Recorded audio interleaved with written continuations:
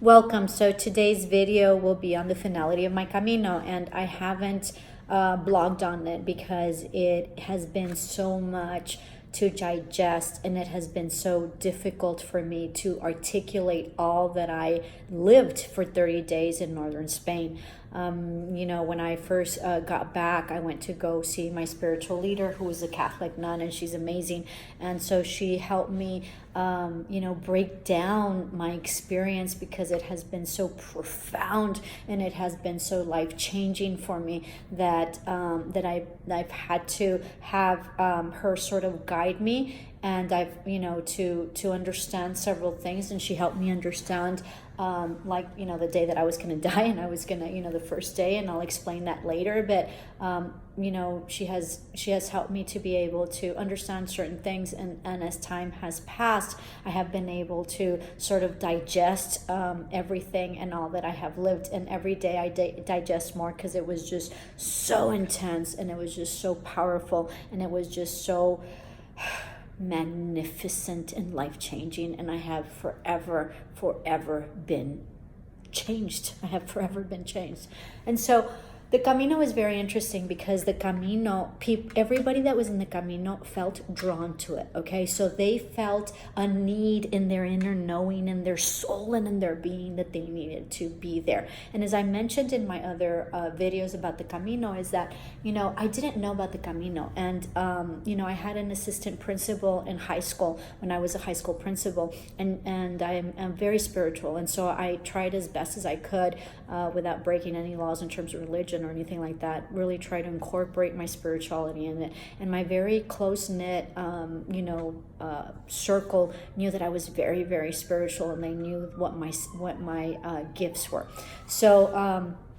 So for Christmas one day, she comes in and she says, "Hey, Miss Erwin, I'm giving you, this book, The Way." It was The Way. The book was titled The Way, I think, or El Camino. And it was written by Shirley MacLaine. And she tells me, "I'm giving you this because I see that one day you will walk the Camino de Santiago de Compostela, and you'll do it." And I said, "Rebecca, you're crazy. I'm not going to do." I knew at the time, I didn't know about it until she told me, but I knew that it was like 30 days that you sort of walked and trekked northern Spain, and that it was like close to 800 kilometers. And I said, "You're crazy. I'm not going to be walking 30 days. What's wrong with you? I'm not going to be walking 30 days and I don't know how many kilometers to go and go to some church or whatever. Are you crazy?" But when I read the book, it was an extraordinary book, and I was drawn to it immediately.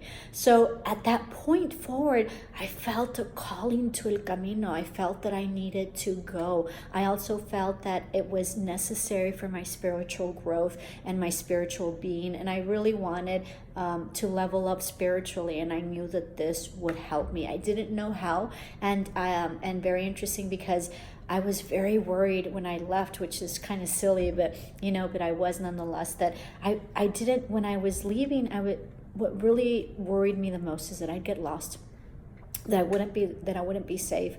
But most importantly, I was worried about the person that I would be when I would come back. I knew in my heart and my soul that I would be changed forever, but I didn't know how, and I was scared of the change, because I knew that once I came back, it would be very, very different, and I didn't know what that difference would be. So that scared me tremendously. And I remember that when I went to go see my spiritual leader, the nun, and I told her, I'm going to the Camino de Compostela, and she was so happy, and she had passed through there. She didn't do the Camino, but she had been in Spain and had gone to Santiago de Compostela, and she said, you've been preparing for it all your life. And so we discussed a lot of things, and I told her, I'm just so scared. I don't know who I will be when I'm back. And she says, "But you've been walking the way all your life, just as we all have, but specifically you. So so this is great. You've been preparing for this walk and this journey and this pilgrimage for all your life." As I walked the Camino, I realized that she was absolutely true. She was absolutely right. So what happened in the Camino, right, are several things. I will discuss the epiphany that I had and the incredible spiritual, enlightenment that I had my first day. But that's another whole video because it takes a whole lot.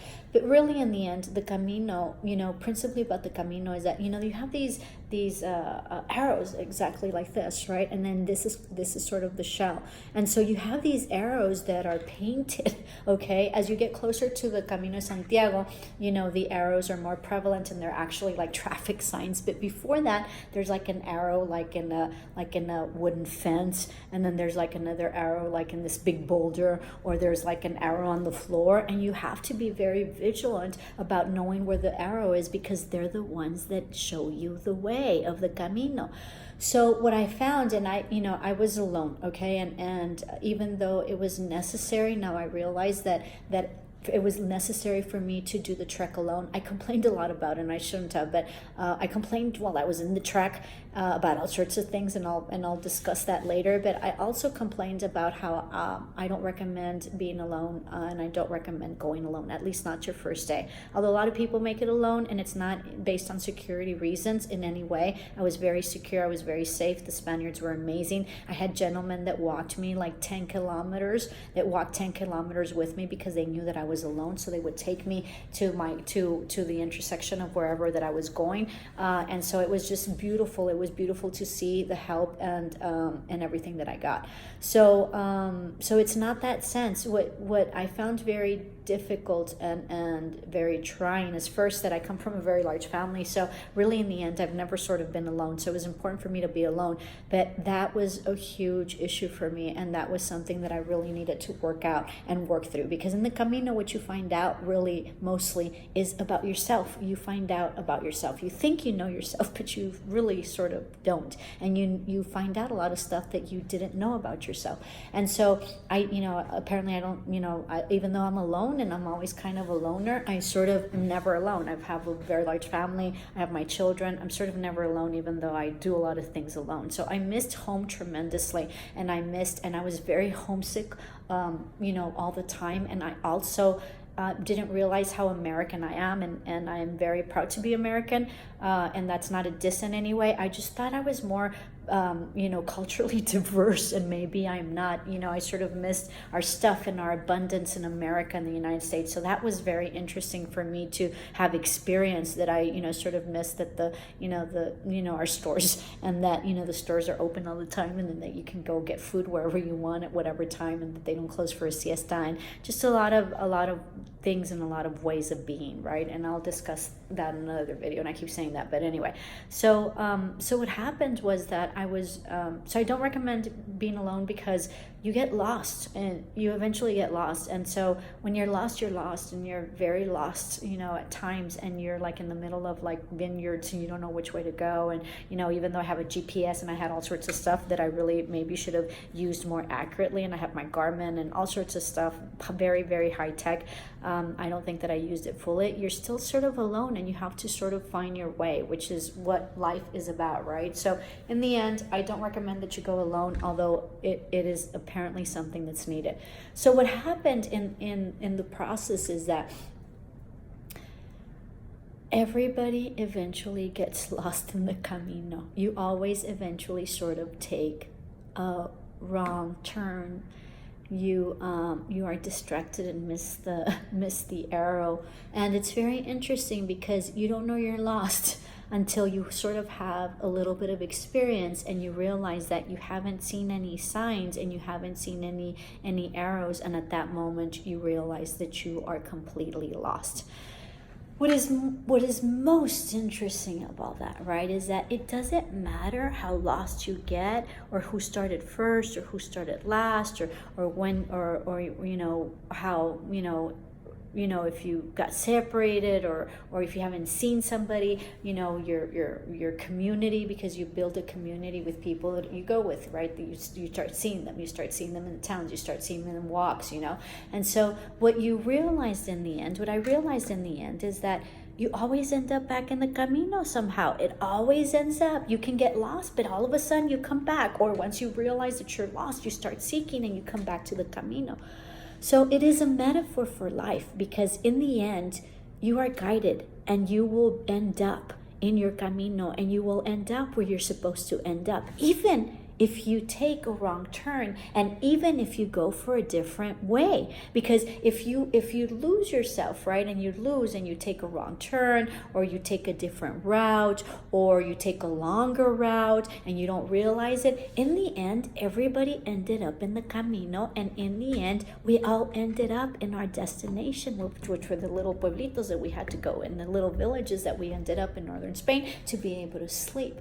So that is sort of life. And it got to the point where I didn't worry anymore about getting lost, because I knew that I would eventually end up in the Camino, and that there would be nothing in this world that could happen that I wouldn't be protected and that I wouldn't find the way. I knew that I was very much guided.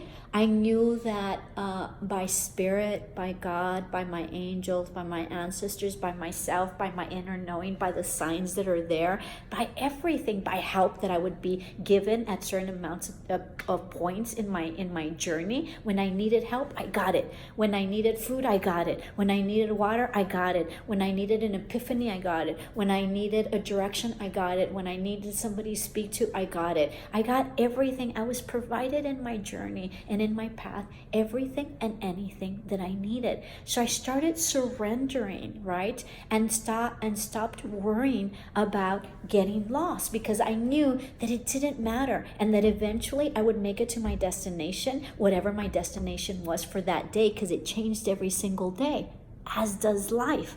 Your destination, right, sort of changes, because your whole journey is your journey. So my journey and my ultimate goal was to get to Camino, to Santiago de Compostela, which is where the church is, where the Apostle Santiago is, and I'll talk about him, in another video. So that was my ultimate goal and my ultimate journey. But the process of having to trek through this path was a huge experience and an incredible epiphany and life change, because it didn't matter where I got lost, and it didn't matter what I walked.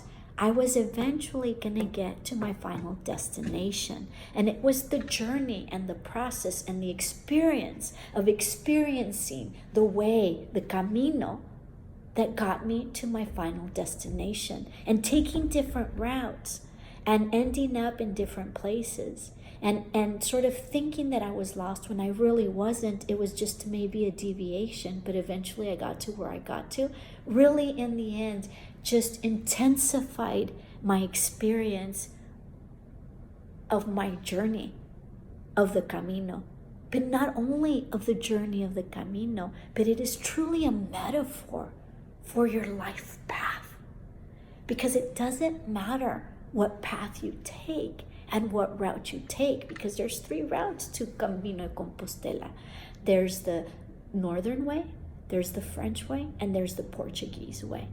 And so everybody can take different routes, and they can align it however they want. The Spaniards and the Europeans, since they're in Europe, they do it in chunks, and nobody can take 30 days off, right? So they go and get in 100 kilometers one year, and then they go in and spend another week with another 100 kilometers. The people that live in the Americas, South Americas, I was with some colleagues that were from Venezuela and Colombia, and then there was a couple of Mexicans, and then there was a couple of Americans. Well, we don't have that luxury because of time and because of money, but we do have the luxury, whoever was there, to be able to take off a whole month, right? So we're very blessed in that sense. So it doesn't matter. Everybody got there with different means and in a different way and for a different reason, because everybody felt a calling. And so we all took our routes, but sometimes they were different, and sometimes they were the same, and sometimes we got deviated, and sometimes we got lost. But in the end, we all made it to our final destination, and we all walked the Camino. And so anything that you do in this world, in this lifetime, you will be divinely guided. Just trust it, and you will be given all the information and everything, resources and all that you need in order to get to your destination. Do not worry about getting lost, because there is no such thing. you will eventually find the path and the way that you're there. It is through that losing yourself, it is through that wrong turn that gives you a zest for life and gives you that experience that maybe you needed in order to level up and in order to get to the next journey and the next destination for the Camino that you have. And everything that I have lived so far, I used and I needed in the Camino. It was sort of a preparation for life. It really wasn't for the Camino. My life was sort of a preparation for life. And that really is the way journeys are, and your destination and your path of your life. Everything that you have experienced has been for a reason, to get you to the next destination in order to get to your final goal and your final journey, whatever that may be, right? All of your life, to be able to experience it fully, to be able to live it, to be able to love it, to be able to complain about it, to be able to fully live it to the highest potential possible when you go down this amazing path and journey and camino that we call life. With that, I leave you. Blessings.